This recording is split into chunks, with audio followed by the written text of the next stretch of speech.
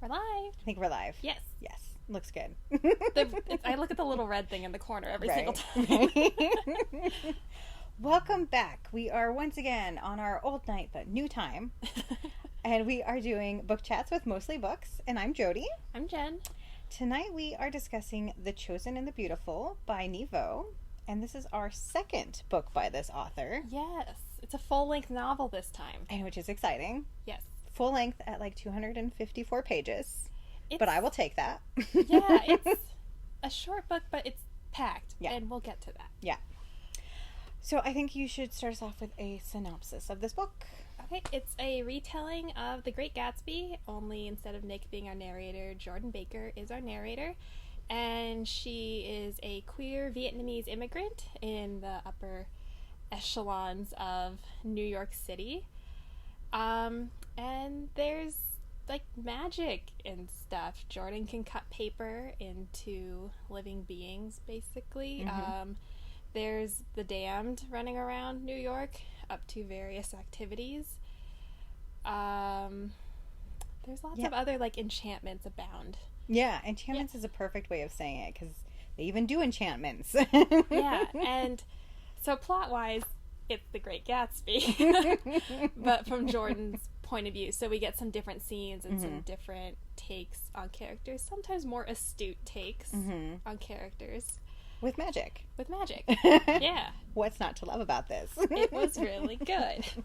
Yes, I also enjoyed this one too. It was a little slower in the beginning for me to get started into it, but to be fair, so is The Gatsby.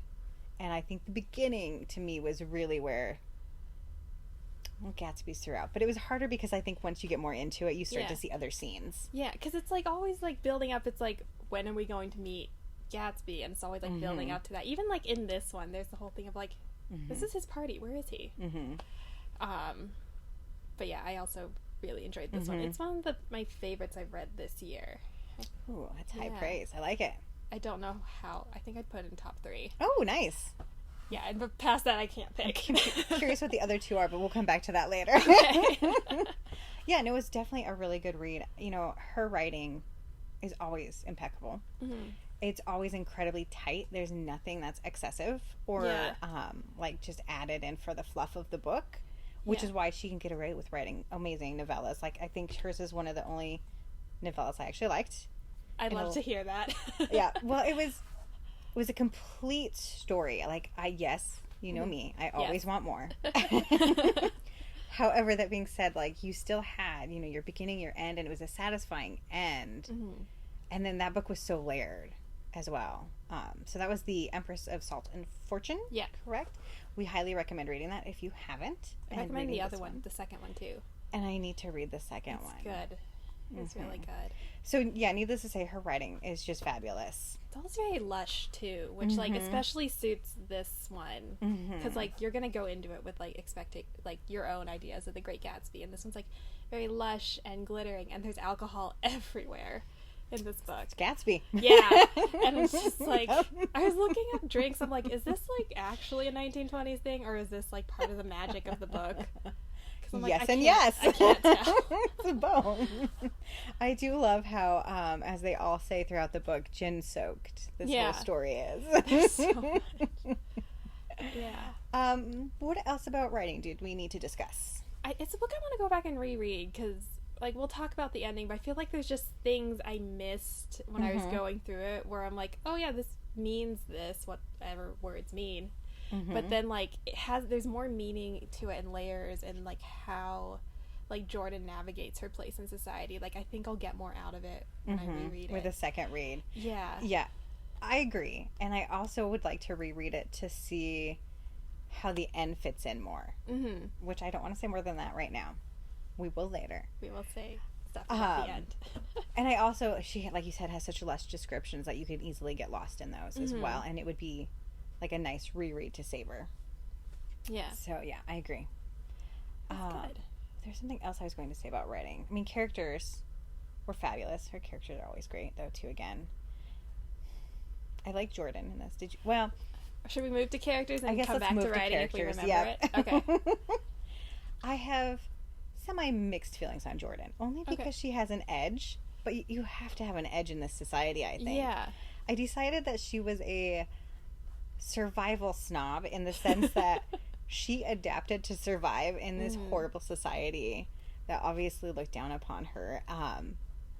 But also, she had a lot of privilege that came with this because of where her, like, the family she got into. So she was sort of a snob in some ways. But you have to be in this world. Yeah. Like, I'm not faulting her for that. Like, trying to pick apart how she assimilates in, but still, like, remains this outcast oddity and, like, this pet to her. Yes. To, I don't want to call them her adopted family. Her kidnappers? I don't know. The Bakers. The Bakers. It's very interesting. And it's not just with them. I mean, it's with society as a whole. She's often, it felt like, the pet, unless it's a big party where she can blend in and be a wallflower and watch what's happening. Yeah. Because she has that, like, isn't it, like, big parties are the most intimate or something? Yeah. Because you can, like, sit back and watch and no one really bothers you. Something like that. But that being said, I also felt like she really criticizes Nick on his Midwestern values. So there's a little bit of a snob. But you're in Manhattan, area. And she's a pro golfer. Yeah. So she's going to have that. So anyway, mixed feelings on Jordan. I did like a lot of her observations and her snark, though. Yeah, Nick kind of has, like, the country bumpkin come to the big city. I actually liked this Nick much better. This Nick is much better. The other Nick is just boring, romanticizing the world, and this one, I don't know, I liked this one, and the country bumpkinness of him. Yeah. I think overall I like the character. Disclaimer, I don't have a high opinion of Fitzgerald to begin with. But I did like the characters better in this one. I felt that they were more, like, if they were colors, they're more saturated versions of themselves. So they seemed, like, they made more sense. Yeah. Yeah, I agree. So, I did like Jordan, I guess. To come back to the main character. What'd you think of Daisy? I liked reading Daisy. I wouldn't say I like Daisy as a person. I think I'd lose my patience in like 2 minutes. But oh my gosh, yeah. She's you get more of her in this book because Jordan's our main character, so Jordan spends a lot of time with her, and she's Daisy. She's Daisy just amplified, it seems, because we have more time with her. So she's interesting to read, I think, but like infuriating too. I know, she's still so, shallow and materialistic, and yeah, I still think she shouldn't have had children because I think she just wanted a doll. So she's Daisy. Yeah, but you get like some of, I don't think this part, you get some of like Jordan and Daisy's childhood growing up, so you kind of see like how Daisy's always been in this like very privileged bubble, so like you can't really expect her to be different. So it's, Daisy. Oh, Daisy Faye. Right? I thought it was funny her last name is Faye. I thought it was so appropriate. Yeah. Yeah, I feel like we should come back to talk about Daisy and Jordan's relationship because I don't want to say too much right now because I don't want to spoil anything. And I don't know that I will, but I don't want to accidentally. I think Daisy's ace in this book. Because Jordan has a comment. There's like one line I was like, wait. Daisy, what? I think Daisy's asexual. Oh, gotcha. Or ace. Okay, gotcha. And I was just like, wait, this is good. Like, Daisy's terrible, but I'll take it. Like, it just seemed very, like, an interesting take on Daisy. Her. I think Tom is the only token straight in this book, by the way. I agree. Which seems very in character. Tom. We get much less of him because Jordan's a narrator, which is good. I actually really liked not having to deal with Tom and all of his affair drama. Oh, yeah. And just his terribleness, which you get enough of it still, honestly. I thought, like, that he was Tom to a T. Just, I don't know. Just, You just don't have to put up with him on the page. Yeah. It's nice. And that is nice. But I agree. I think he's the only straight character in the book, and that was good. I kind of liked how everyone just was very fluid. Yeah. And I thought, yep, that makes sense. That makes sense for the society. Yep. Gatsby, like, he's not the main character, but he's written so well. For like the moments we do see him, I think. Yeah? Yeah. Do you want to elaborate? That like his sense of tragedy, or like his own personal tragedy, is like very like apparent in like what his problems is, and also how he's so charismatic and that's dangerous, which I thought this captured well with like Jordan as our narrator. She's very astute on that one, like you said. Yeah. Nick just has rose-colored glasses on sometimes in the actual Great Gatsby. So I don't think he always understood what was happening. Yeah. Where this is Nick's world, or not Nick's, I'm sorry, where this is Jordan's world, so she knows clearly what's happening. Yeah. All right. Any other characters we feel we want to talk about before we continue forward? Well, some of them might be spoilers, so I think we should continue forward. I agree. Spoilers from here? Or is there anything you want to say beforehand? I loved the parties. Oh, yeah, the parties are fun. I liked the fact that they were so magically, like, done production-wise. I don't know, like, it just really added to me for the flair of his big bashes. So you could totally see that happening. And, like, he like could bring the moon, and like the lighting was different with all the magical elements they could do. They had their demon blood beverages that they were drinking. Demoniac. Yeah. I was like, was this like an actual thing that they just like nicknamed some other drink, or like what are they drinking? No, but sidecars are. I knew Gin that. fizz are. Mint juleps are. But that one was not. Like absinthe does some weird stuff. Oh yeah, that one like, is. This could be another weird alcohol. I don't know. Did you also like it was like their cure all for hangovers and everything too? Oh, just stab a little of the demon blood on your eyes, you'll be fine. Yeah, I'm like, what is this? Oh yeah. That was how she like got herself all in order, Daisy, because I think she was like crying or something. Daisy's always crying. She's just Daisy. So they're like, here, let me dab some of this on your eyes, you'll be fine. So I enjoyed the party scenes. They were as vivid and crazy as you would expect. Yeah. And I liked that we got to see some different sides of it as well. Because again, we had a different narrator, so that was fun. And we still got some of the scenes that are in the original Great Gatsby, like the library scene. So we got some of them and just like got them again, but in a different way, so that was fun. There's actually a lot of things that I felt like she pulled directly from the original source. Some of it worked better for me than other parts. My favorite parts, though, were not from the actual source material. I thought everything else was better. All right. Spoilers? Spoilers. Okay. Do you want to gradually... Oh, go read this book. Come back and rewatch us. You need to read this one. This one's very good. It's your top 3 of the year. That is a high recommendation. So go read this. Okay, so spoilers. Okay, do we want to gradually build to the end, or do we just want to dive into the end because I really want to talk about the end? Do you want to go like parties first and talk about the Centralin Club? Okay, I really like that one. What do you want to talk about with the club? I just really like that scene. And because it talks about how the club's disguised by magic, and since they're speakeasies, but this one has it's a speakeasy, but you have to wear the right flower in your buttonhole or something, or your lapel. And you have to know the right word for the right day. Yeah. Is this also the one that you had to ride the subway around twice to get to? That's a different one. Okay, I couldn't remember which one was the subway and which was. Sorry. Keep going. And it was just really cool to see and like have that like built into it, but then, it was just seemed like a happy scene. Like Jordan seemed kind of happy there. Mm-hmm. That was a happy. She seemed happy at most of the party, not like Gatsby's parties, but when she was like out, I mean, she was out dancing and having a good time. Yeah, she knew how to have fun. But yes, okay. Anything else you want to say? I like that scene. I don't know. It's like, oh, it's a party. Okay. The flowers reminded me of the red scarves of Night Circus. Yeah, where you had to have the right look to know. The parties, like Gatsby's party, kind of reminded me of that when you're talking about it, because like this big like set piece of a spectacle, and then there's a lot going on. Yep, I could see that too. Okay, talk about the end, or we haven't really talked about Jordan's paper magic. Well, let's start with that because that's very important to the end.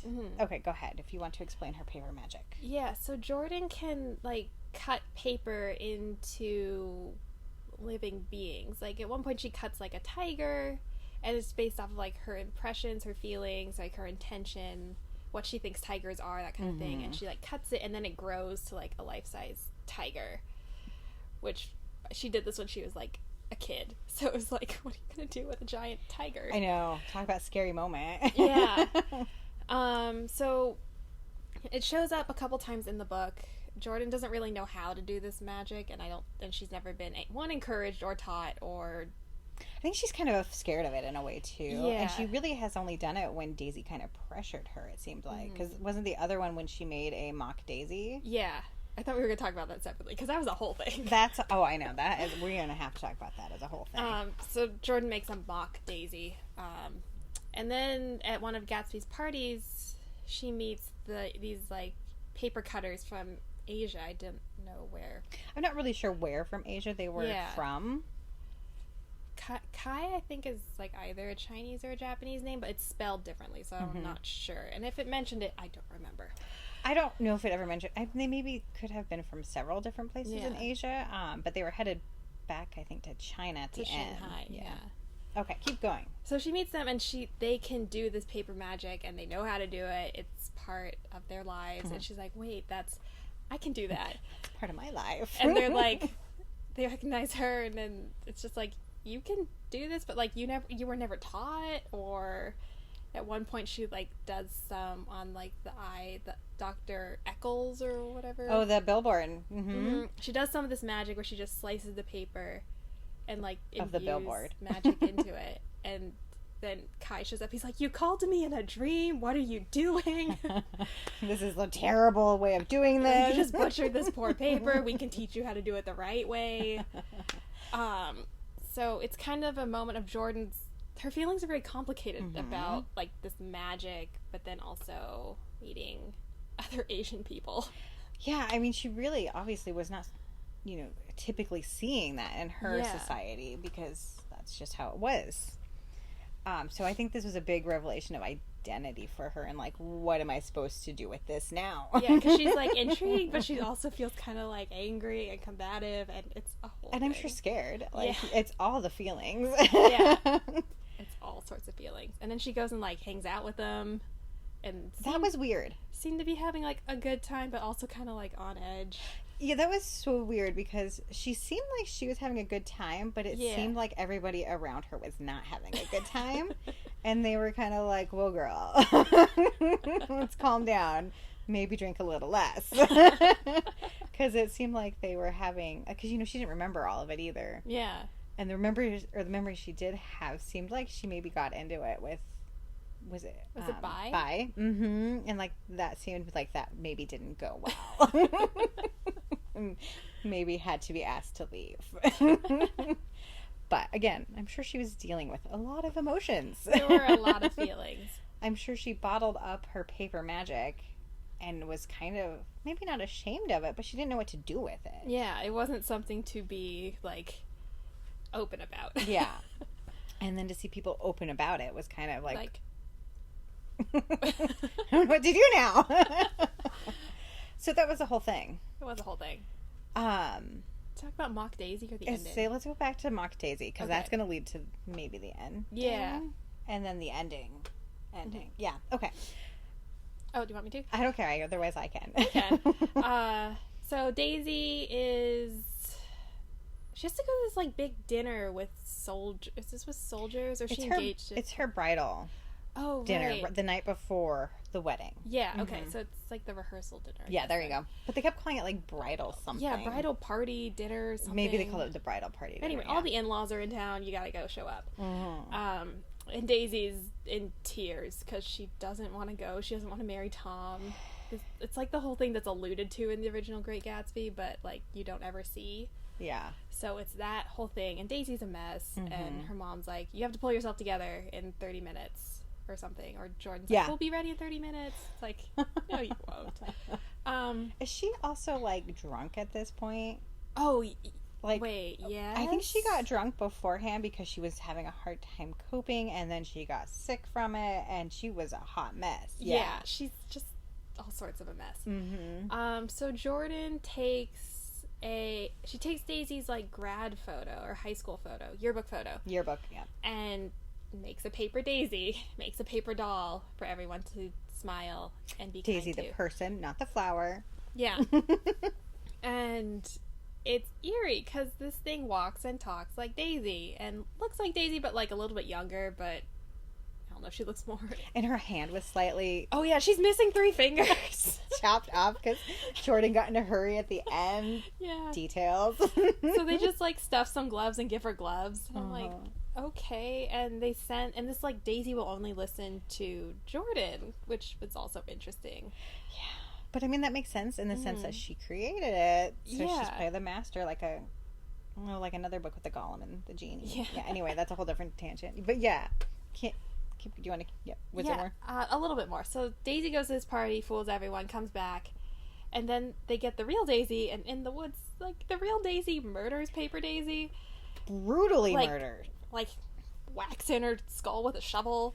Like from Psycho. Yeah, it's like kinda, envision that. like, but Daisy's also very calm. Like real Daisy is very calm about this, and just like done and dusted. Okay, that's taken care of.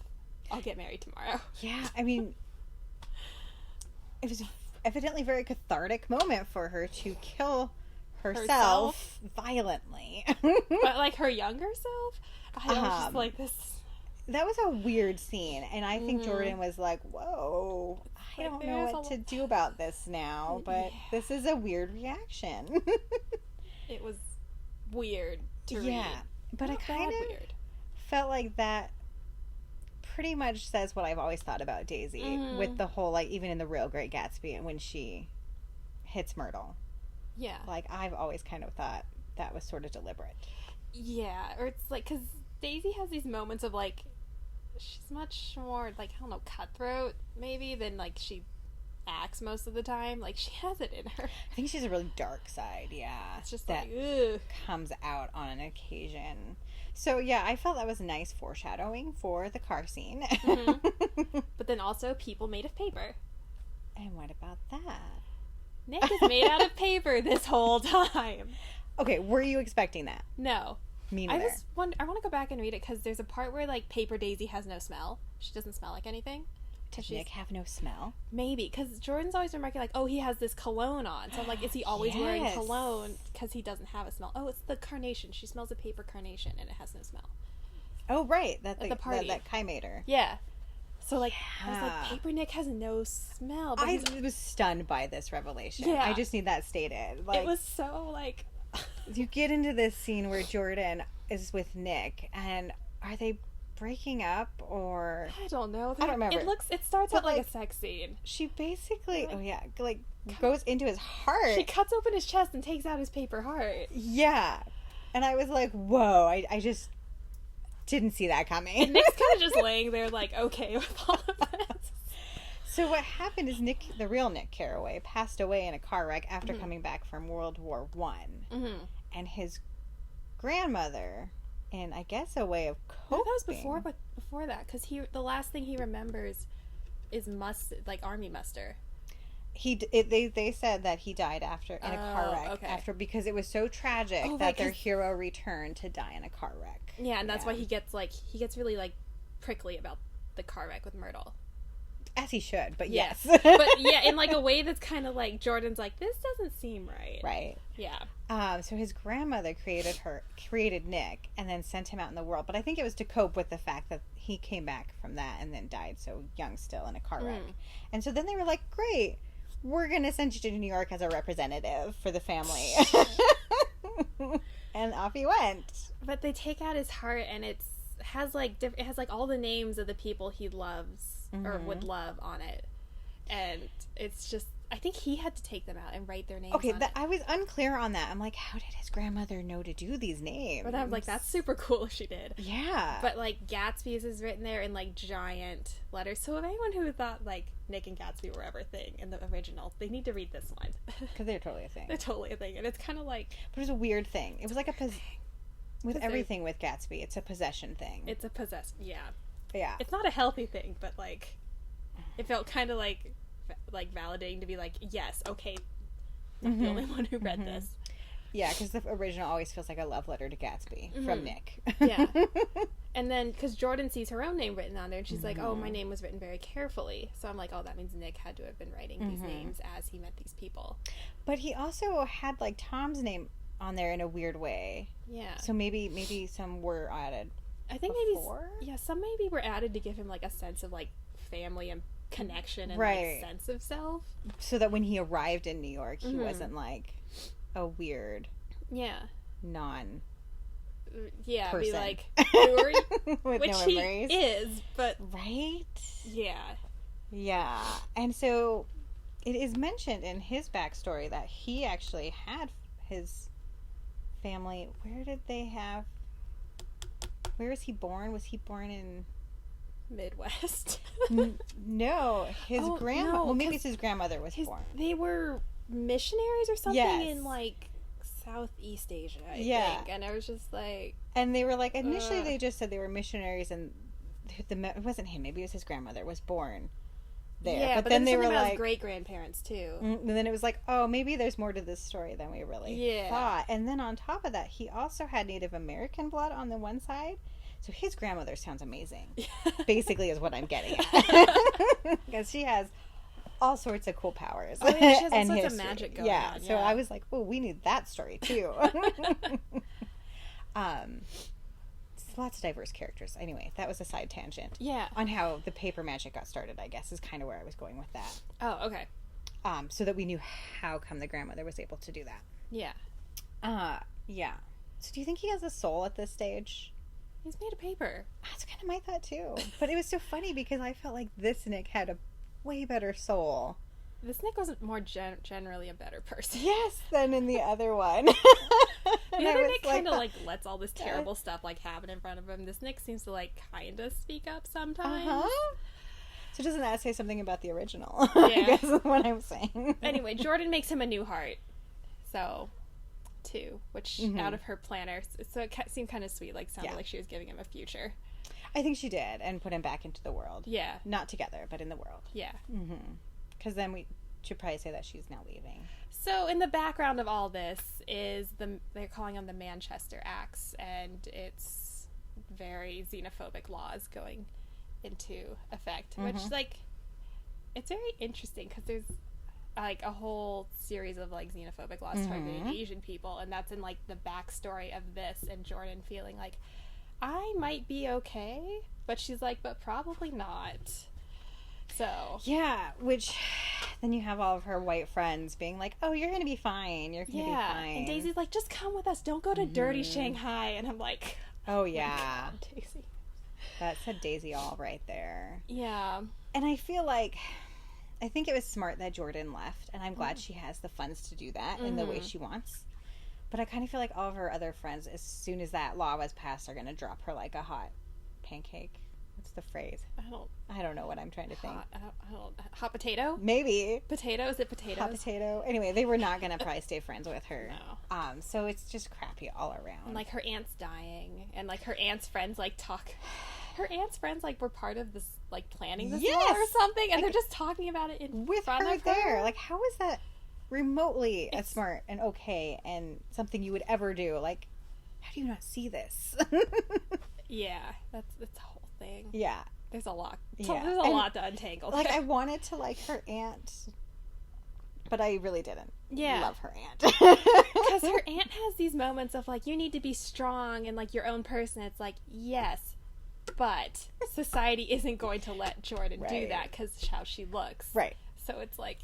Well, and it was kind of like all the, like, the story of her coming to America. Like, that too. I mean, the whole thing is just like, oh. The family story everyone tells. You were totally taken. Yeah. You were just flat out stolen, honey. Yeah. I did like the parting thing her aunt said. Like, I don't remember it. It was at least in the sense of, I'm glad we have given you the means to be able to do this and start your own life. And you can come back when you decide you want to, kind of an attitude. And I was like, I guess that's hopeful. Like, yeah, that's sure. Okay. What else? Thanks for the money.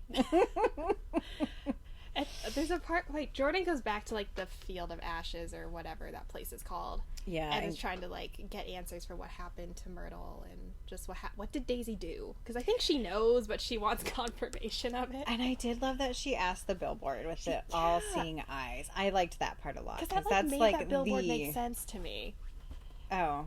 Because it's like, I get what it does in the original. It's like metaphoric and yeah, okay. But I like that we flat out called it. Yeah, it's like... I thought she did really great with some of the symbolisms that she then, like... Debunking is not the way I want to phrase it, but like that. Like the sign. Yeah. Like there's this big symbolism of the all-seeing eyes, and then she flat out asks the sign. It like, makes it explicit, not implicit. Yeah, exactly. Explicit. That's the wording. I liked that. She did it with a few things. Jordan gives Myrtle's ghost $20 to haunt Daisy and Tom.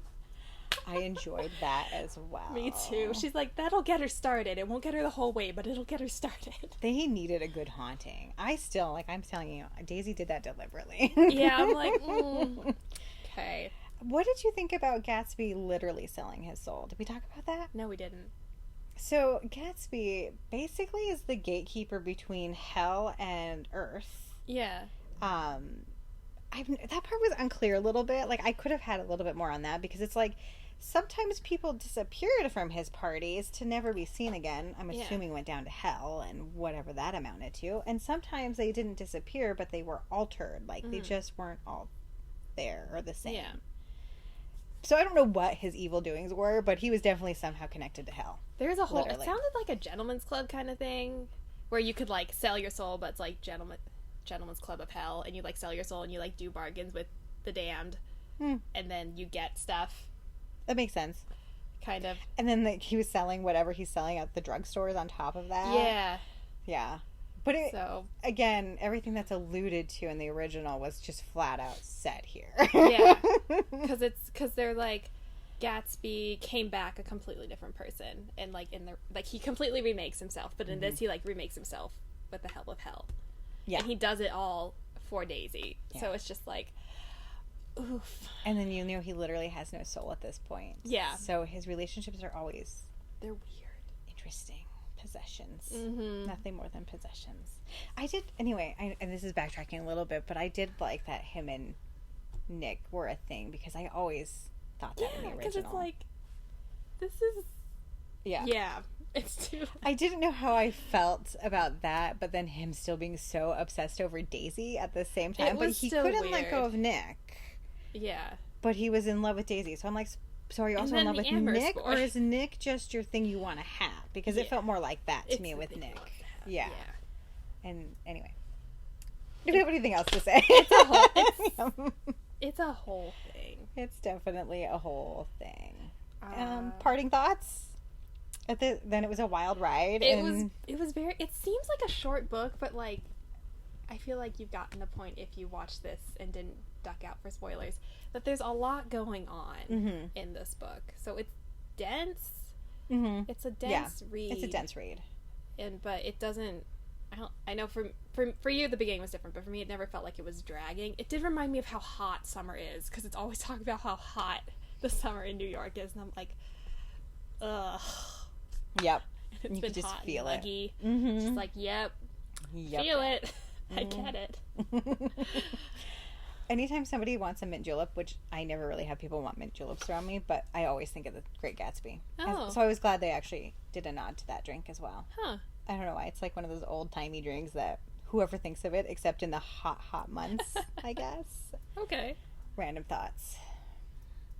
Yeah, it was good. Do you want to talk about Fulbrights? Only if you feel we want to. I don't feel like I need to. It's another, like, Jordan saves Daisy again. Uh-huh. Yeah, and I feel like in some ways that I didn't really jade Jordan. I don't know. This was a thing that happened to Daisy, but Jordan was the one who had to do the growing up. Had to save Daisy, because Daisy can't save herself in any respect. No, I don't really feel like we need to go more into that. Okay. It was a thing that happened. It's a thing that happened. Jordan Read saved the Daisy. book and find out. Yeah. we couldn't really talk about Daisy and Jordan's relationship. And the only thing I think I really wanted to say with that is it was such a, in many ways, toxic relationship. Mm-hmm. Daisy very much, I felt like, used Jordan. Yeah, she likes that Jordan gives her attention. Mm-hmm. And Jordan's like, a friend, someone who's nice to me. And, like, sort of, in the way that Daisy knows how. Mm-hmm. But, like, Daisy also pays attention to Jordan. Mm-hmm. And, like, kind of seemed to treat her better than other people did, but also does Daisy treat anyone well? Well, yeah, and I mean, it annoys me that she calls her up only when she wants something. She never just wants to, like, see her. There's always feels like a hidden motive behind that. Especially when they're older. Yeah. And, like, when they're younger, there's still kind of that, like, Daisy thinks Jordan is interesting and exotic. I hate that word so much. Mm-hmm. But she, like, Jordan's, like, a new toy who can do this cool trick to her. Yep. Yeah. And I felt like, you know, Daisy obviously knew Jordan was in love with her to an extent, and she abuses that, I felt like, over and over again. So I felt for Jordan. I was kind of glad when she was cutting ties and, like, being like, nope, this is not working. I think I need to be done now. Yeah. Yes. So I was happy with that ending. It was, it was fun to read, but, like, these things were kind of very sad. Well, it's the Great Gatsby, isn't that exactly? Yeah, I guess. The whole point of it. It's all longing and loneliness. And bleak. Yeah. Money can't buy you real happiness attitudes. But it does help. But it does help. All right. Next week, I forgot to grab the book. Could you just grab All Systems Red? So next week it's going to be Trisha and I, and we are going to be discussing All Systems Red, which is the first of the Murderbot Diaries novellas. Yeah. Thank you, Murderbot Diaries, by Martha Wells. Yet again, Jody's being told to read another novella. I'm going to love them one day, guys. At any rate, tune in next week. I'm sure we will have lots of thoughts on this. And yeah. We'll see you guys, I guess, then. Yeah. All right. Bye.